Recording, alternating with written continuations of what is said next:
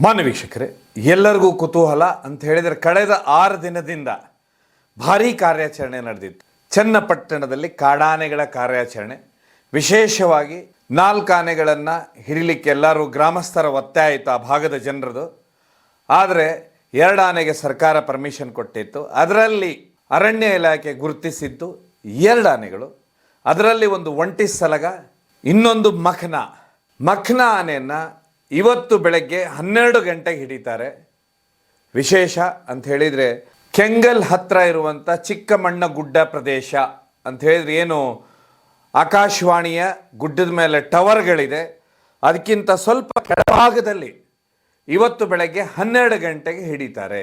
ಹಾಗಾದರೆ ಯಾವ ಆನೆಗಳು ಹೋಗಿದ್ದು, ಯಾವ ಆನೆ ಇವತ್ತಿಗೆ ಕ್ಯಾಪ್ಟನ್ ಅಂತ ಹೇಳಿ ನೋಡ್ತಾ ಹೋದರೆ ಭೀಮಾ ಆನೆ ಮೇಲೆ ಡಾಟ್ ಮಾಡ್ತಾರಂತೆ. ಭೀಮಾ ಆನೆ ಮೇಲೆ ಕೂತ್ಕೊಂಡು ಮಖನ ಆನೆ ಡಾಟ್ ಆಗುತ್ತೆ. ಡಾಟ್ ಆದ ನಂತರ ಸರಿಸುಮಾರು ಅರ್ಧ ಗಂಟೆವರೆಗೂ ಸಿಕ್ಕಾಪಟ್ಟೆ ಓಡಾಡುತ್ತೆ. ನಂತರ ಅದಕ್ಕೇನಂತ ಹೇಳಿದ್ರೆ ಏನು ಔಷಧಿ ಕೊಟ್ಟಿರ್ತಾರೆ, ಹಾಗಾಗಿ ಅದು ಒಂದು ಕಡೆ ಹೋಗಿ ನಿಲ್ಲುತ್ತೆ. ಯಾವ್ಯಾವ ಆನೆಗಳು ಇದ್ದು ಅಂತ ಹೇಳಿದರೆ ಇವತ್ತು ಭೀಮಾ, ಧನಂಜಯ, ಪ್ರಶಾಂತ, ವಿಶೇಷವಾಗಿ ಭರವಸೆ ಮೂಡಿಸಿದಂಥ ಏಕಲವ್ಯ, ಸುಗ್ರೀವ, ಹರ್ಷ, ಈ 6 ಆನೆಗಳು ಇವತ್ತಿದ್ದು. ಮೊನ್ನೆ ಹಿಡಿದಂಥ ಆನೆ ಒಂಟಿ ಸಲಗ ಏನಿತ್ತು, ತುಂಬ ದೈತ್ಯಾಕಾರದ ಒಂಟಿ ಸಲಗ. ಈ ಆನೆ ಕಳೆದ ಬಾರಿಯೇ ಹಿಡಿದಾಗ ಅಂತ ಹೇಳಿದ್ರೆ ರೇಡಿಯೋ ಕಾಲರ್ ಅಳವಡಿಸೋದಕ್ಕೋಸ್ಕರ ಹಿಡಿದಾಗ ಏನು JCBಯನ್ನೇ ಗುದ್ದು ಬಿಟ್ಟಿತ್ತು, ಹೀಗಾಗಿ ಅದರ ದಂತ ಕಟ್ಟಾಗಿತ್ತು. ಅದಾದ ನಂತರ ಅವಾಗ ರೇಡಿಯೋ ಕಾಲರ್ ಅಳವಡಿಸಿ ಅದನ್ನು ಅರಣ್ಯ ಪ್ರದೇಶಕ್ಕೆ ಬಿಟ್ಟರೆ ಆ ರೇಡಿಯೋ ಕಾಲರ್ನೇ ಎಸೆದಿತ್ತು. ಆ ಆನೆಯನ್ನು ಹಿಡಿದು ಮತ್ತಿಗೋಡು ಅರಣ್ಯ ಶಿಬಿರಕ್ಕೆ ತೊಗೊಂಡೋಗಿರ್ತಾರೆ. ಇದಾದ ನಂತರ ಈ ಮಖನ ಏನು ಮಾಡಿತ್ತು, ಈ ಮಖನವನ್ನೇ ಯಾಕೆ ಹಿಡಿದ್ರು ಅನ್ನುವಂಥ ದೊಡ್ಡ ಪ್ರಶ್ನೆ ಬರುತ್ತೆ. ಈ ಆನೆ ಏನಂತ ಹೇಳಿದ್ರೆ, ಈ ಮಖನ ಆನೆ ಅಂತ ಹೇಳಿದ್ರೆ ವಿಶೇಷವಾಗಿ ಏನು ಆಕಾಶವಾಣಿ ಗುಡ್ಡ ಇದೆ, ಈ ಗುಡ್ಡದ ಹಿಂಭಾಗದಲ್ಲಿ ಬರುವಂಥ ಊರು. ಅಂದರೆ ಅಲ್ಲಿ 2 ಕೆರೆಗಳು ಬರ್ತವೆ. ಒಂದು BV ಹಳ್ಳಿ ಕೆರೆ, ಇನ್ನೊಂದು ತಿಮ್ಮಯ್ಯನ ದೊಡ್ಡಿ ಕೆರೆ. ಈ ಭಾಗದಲ್ಲಿ ದೊಡ್ಡ ಮಟ್ಟದ ಬೆಳೆ ನಾಶ ಮಾಡ್ತಾ ಇತ್ತು. ಇನ್ನೊಂದು ವಿಶೇಷ ಅಂದರೆ ತುಂಬ ತರಲೆ ಮಾಡ್ತಾ ಇತ್ತಂತೆ ಆನೆ. ಇದು ಕಳೆದ 5 ವರ್ಷದಿಂದನೂ ಯಾರನ್ನೂ ನೆಮ್ಮದಿಯಾಗಿ ಕೂತ್ಕೊಳ್ಳಿಕ್ಕೆ ಬಿಡ್ತಿರ್ಲಿಲ್ಲ. ಯಾಕಂತ ಹೇಳಿದ್ರೆ ಮಖನ ಸ್ವಭಾವನೇ ಹಾಗೆ ಅಂತಾರೆ ಎಕ್ಸ್ಪರ್ಟ್ಸ್. ಅಂತ ಹೇಳಿದರೆ ಅದು ಒಂದು ವೇಳೆ ಗಂಡಾನೆ, ಹೆಣ್ಣಾನೆ, ಈ ಆನೆಗಳು ಕಾಡಾನೆ ಗುಂಪಿದ್ರೂ ಅದರೊಟ್ಟಿಗೆ ಬರೋದು, ಆ ಆನೆಗಳೊಟ್ಟಿಗೆ ಹೊಡೆದಾಡೋದು, ಈ ರೀತಿ ಸುಮಾರು ತರಲೆ ಮಾಡ್ತಾನೆ ಇತ್ತಂತೆ ಈ ಒಂದು ಮಖನ ಆನೆ. ಇದೆಲ್ಲಕ್ಕಿಂತ ಹೆಚ್ಚಾಗಿ ಎಲ್ಲಾದರೂ ಯಾವುದಾದ್ರು ದೊಡ್ಡ ಗಿಡವನ್ನು ನೋಡಿದರೆ ಸೀದಾ ಹೋಗೋದು, ಆ ಗಿಡವನ್ನು ಬೀಳಿಸ್ತಾ ಇರೋದು, ಮರವನ್ನು ಬೀಳಿಸೋದು. ಏನು ಮಾವಿನ ಗಿಡಗಳಿರ್ತವೆ, ಏನು ಸಿಕ್ಕಾಪಟ್ಟೆ ರೈತರು ಈಗ ಮಾವಿನ ಇನ್ನೇನು ಇನ್ನೊಂದು 2 ತಿಂಗಳಲ್ಲಿ ಮಾವು ಬರಬೇಕು, ಇಂಥ ಸಮಯದಲ್ಲಿ ಈ ಭಾಗದಲ್ಲಿ ಸಿಕ್ಕಾಪಟ್ಟೆ ಆನೆಗಳಿಗೆ ಹೆದರಿ ಮಾವನ್ನು ಹಾಕಿದ್ದಾರೆ ಎಲ್ಲ ರೈತರು. ಆ ಮಾವಿಗೆ ಹೋಗ್ತಾ ಇರೋದು, ಗುದ್ದುತ್ತಾ ಇರೋದು. ಅದಾದ ನಂತರ ಯಾರಾದರೂ ಬರ್ತಾರಂದ ಕೂಡಲೇ ಅವರನ್ನು ನೋಡಿ ಅಟ್ಟಿಸ್ಕೊಂಡು ಬರೋದು. ಆದರೆ ಅವ್ರಿಗೆ ಏನೂ ಮಾಡಿಲ್ಲ ಇವತ್ತಿನವರೆಗೆ. ಮತ್ತೆ ಗೀಳಿಡೋದು ವಿಪರೀತವಾಗಿ ಈ ಆನೆ ಅಭ್ಯಾಸವಾಗಿತ್ತು. ಹೀಗಾಗಿ ಇದ್ರ ಬಗ್ಗೆ ಚೈನ್ ದೊಡ್ಡಿ ಇದೆ, ಕಿರಕಲ್ ದೊಡ್ಡಿ ಇದೆ, ತಿಮ್ಮಯ್ಯನ ದೊಡ್ಡಿ ಇದೆ, ಈ ಭಾಗದಲ್ಲಿ ಶೆಟ್ಟಿಹಳ್ಳಿ ಇದೆ. ಇಲ್ಲೆಲ್ಲ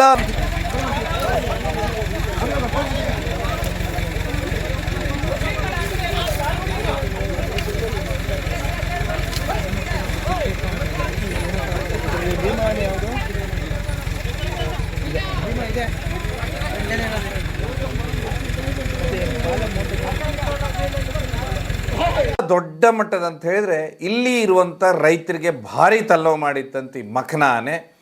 ಹೀಗಾಗಿ ಇದು ತನ್ನ ತರಲೆ ಕೆಲಸವನ್ನು ಮಾಡಿ ತನ್ನ ಪಾಡಿಗೆ ತಾನು ಹೋಗ್ತಾ ಇತ್ತು.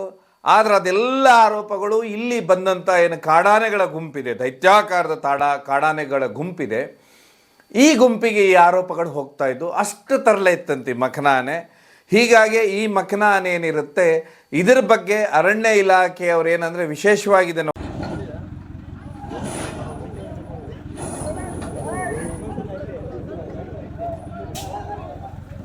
ವಾಚ್ ಮಾಡಿರ್ತಾರೆ. ETF ಯಾವ ಆನೆ ಸಮಸ್ಯೆ ಮಾಡ್ತಾ ಇದೆ, ಮಖನ ಆನೆಯನ್ನು ಅಷ್ಟು ಬೇಗನೆ ಹಿಡಿಯುವುದಿಲ್ಲ ಸುಮಾರು ಬಾರಿ. ಯಾಕಂತ ಹೇಳಿದ್ರೆ ದೊಡ್ಡ ದೊಡ್ಡ ದಂತ ಇರುವಂಥ ಆನೆಗಳಾದರೆ ಅವರು ಕಾಡಾನೆ ಕಾರ್ಯಾಚರಣೆಗೆ ಉಪಯೋಗ ಆಗುತ್ತೆ. ಅದಾದ ದಸರಾಗೆ ಉಪಯೋಗ ಆಗುತ್ತೆ, ಬೇರೆ ಬೇರೆ ಕೆಲಸಗಳಿಗೆ ಅಂತ ಹೇಳಿದ್ರೆ ಬೇರೆ ಆನೆ ಪಳಗಿಸೋದಕ್ಕೆ ದಂತ ಇರುವಂಥ ಗಂಡಾನೆಗಳನ್ನು ವಿಶೇಷವಾಗಿ ಹಿಡಿತಾರೆ. ಆಮೇಲೆ ಈ ಭಾಗದಲ್ಲಿ ಇನ್ನೊಂದು ರೈತರದ ಆರೋಪ ಇದೆ, ಇಲ್ಲಿಯ ಜನರ ಆರೋಪ ಇದೆ. ಅದೇನಂತ ಹೇಳಿದರೆ, ಯಾಕೆ ಹೆಣ್ಣಾನೆಗಳನ್ನು ಹಿಡಿಯುವುದಿಲ್ಲ ಅರಣ್ಯ ಇಲಾಖೆ ಅಂಥೇಳಿ. ಆದರೆ ಅರಣ್ಯ ಇಲಾಖೆ ಹೆಣ್ಣಾನೆಗಳನ್ನು ಯಾಕೆ ಹಿಡಿಯುವುದಿಲ್ಲ ಅಂತ ಹೇಳಿದರೆ, ಹೆಣ್ಣಾನೆಗಳನ್ನು ಹಿಡ್ಕೊಂಡೋಗಿ ಏನು ಮಾಡಬೇಕು ಅನ್ನುವಂಥ ಒಂದು ದೊಡ್ಡ ಪ್ರಶ್ನೆ. ಆದರೆ ಜನರ ಪ್ರಶ್ನೆ ಏನಂತ ಹೇಳಿದರೆ, ಹೆಣ್ಣಾನೆಗಳು ಹಿಡಿದು ಬಿಟ್ಟರೆ ಕ್ಯಾಂಪಿಗೆ ತೊಗೊಂಡು ಹೋದ ನಂತರ ಅಲ್ಲಿ ಮರಿ ಹಾಕುತ್ತೆ ಅನ್ನುವಂಥದ್ದು ಇಲ್ಲಿ ಸಾಮಾನ್ಯ ಜನರು ಹೇಳುವಂಥ ವಿಷಯ. ಆದರೆ ಅಲ್ಲಿಯೂ ಅದಕ್ಕೆ ಆಹಾರಕ್ಕೆ ವ್ಯವಸ್ಥೆ ಮಾಡಬೇಕಲ್ಲ ಅನ್ನುವಂಥದ್ದು ದೊಡ್ಡ ಮುಖ್ಯ ಪ್ರಶ್ನೆ. ಹೀಗಾಗಿ ಏನು ಇಲ್ಲಿಯ ಜನರು ಏನು ಹೇಳ್ತಾರೆ ಅಂತ ಹೇಳಿದ್ರೆ, ಸುಮಾರು ಮೊದಲಿದ್ದಂಥದ್ದೇನು 3ರಿಂದ ಆನೆ ಸ್ಟಾರ್ಟ್ ಆಗಿದ್ದಂಥದ್ದು ಇವತ್ತು 35ರಿಂದ 38 ಆನೆಗಳಿದ್ದಾವೆ. ಈ 38 ಆನೆಗಳಲ್ಲಿ ಈ 2 ಆನೆಗಳು ಅಂತ ಹೇಳಿದ್ರೆ ಏನು ಮೊನ್ನೆ ಒಟ್ಟು 4 ಆನೆಗಳಂತ ಹಿಡಿಬೇಕು ಅಂತ ಇವ್ರು ಹೇಳ್ತಾರೆ. ಅದರಲ್ಲಿರುವಂಥ ಈ 2 ಆನೆಗಳು ಯಾವುದಂತ ಹೇಳಿದ್ರೆ, ಮೊನ್ನೆ ದೈತ್ಯಾಕಾರದ ಏನು ಒಂಟಿ ಸಲಗ, ಅದಕ್ಕೆ ಒಂಟಿ ಆನೆ ಅಂತಾರೆ ಇವರು. ಆ ಒಂಟಿ ಆನೆ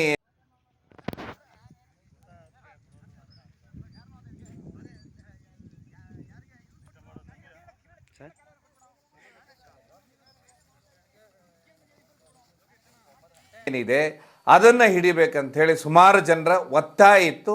ಅದಾದ ನಂತರ ಈ ಮಖ್ನಾ ನಂತರ ನೋಡ್ತಾ ಇದ್ರು, ಈ ಮಖ್ನಾ ಈ ಭಾಗದಲ್ಲಿ ವಿಪರೀತವಾಗಿ ಬೆಳೆ ನಾಶ ಮಾಡ್ತಾ ಇತ್ತಂತೆ.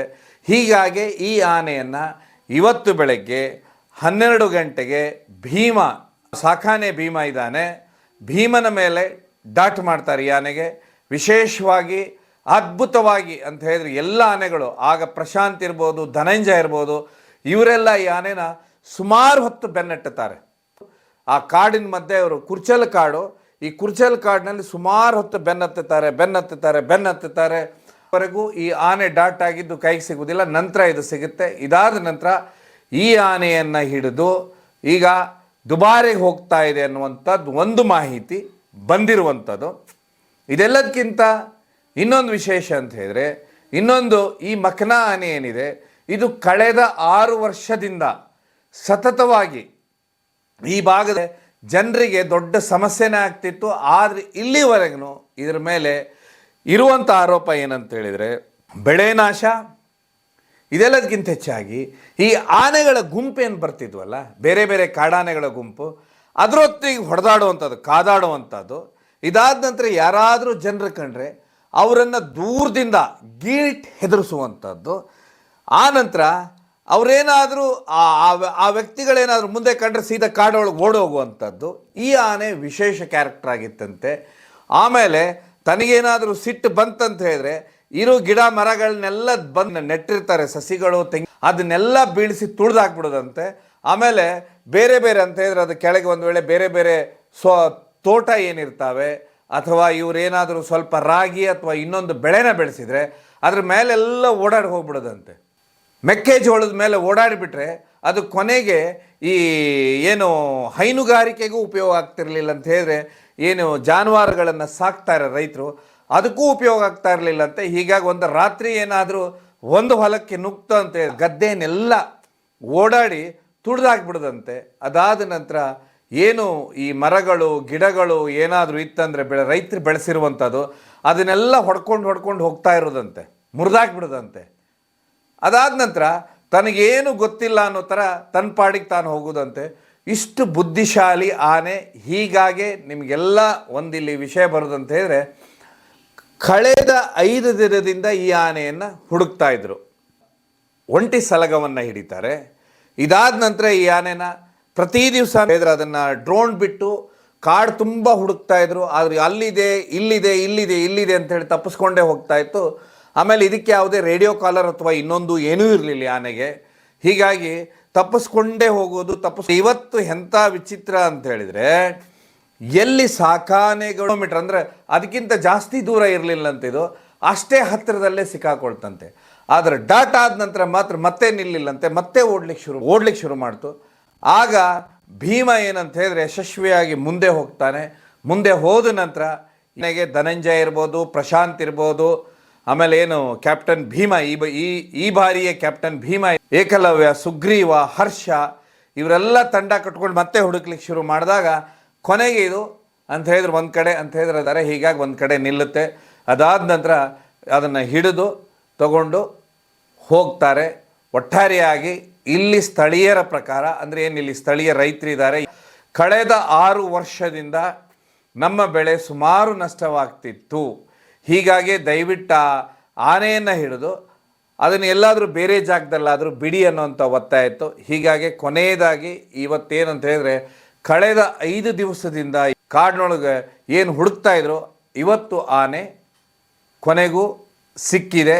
ಈ ಮಖನಾ ಆನೆ ಬಗ್ಗೆ ಯಾಕೆ ಮಖನಾನ ಹಿಡಿದ್ರು ಅಂತ ಹೇಳಿದ್ರೆ, ಈ ಮಖನಾದ ಬಗ್ಗೆ ಗ್ರಾಮಸ್ಥರು ಹೇಳಿದಂಥದ್ದು ತುಂಬ ತುಂಟಾಟ ಮಾಡ್ತಾ ಇತ್ತು ಸರ್. ಇದು ಈ ಆನೆ ಈ ತುಂಟಾಟ ಸಿಕ್ಕಾಪಟ್ಟೆ ಮಾಡೋದು, ಹೀಗಾಗಿ ಈ ಆನೆಯನ್ನು ಹಿಡಿದ್ರು. ಆದರೆ ಇವತ್ತಿನವರೆಗೂ ಯಾವುದೇ ರೀತಿಯ ಯಾವ ವ್ಯಕ್ತಿ ಮೇಲೂ ದಾಳಿ ಮಾಡಿಲ್ಲ ಅಂತ ಇದು ಈ ಮಖನ ಹಿತವಾಗಿ ಬೆಳೆ ನಾಶ ಮಾಡ್ತಾ ಇತ್ತು ಅನ್ನುವಂಥದ್ದು ಇಲ್ಲಿಯ ರೈತರು ಹೇಳುವಂಥ ವಿಚಾರ. ಸೊ ಒಟ್ಟಾರೆಯಾಗಿ ಈ ಒಂದು ಕಾರ್ಯಾಚರಣೆಯಿಂದ ಒಟ್ಟು ಈ ಬಾರಿ 2 ಆನೆಗಳನ್ನು ಹಿಡಿತಾರೆ.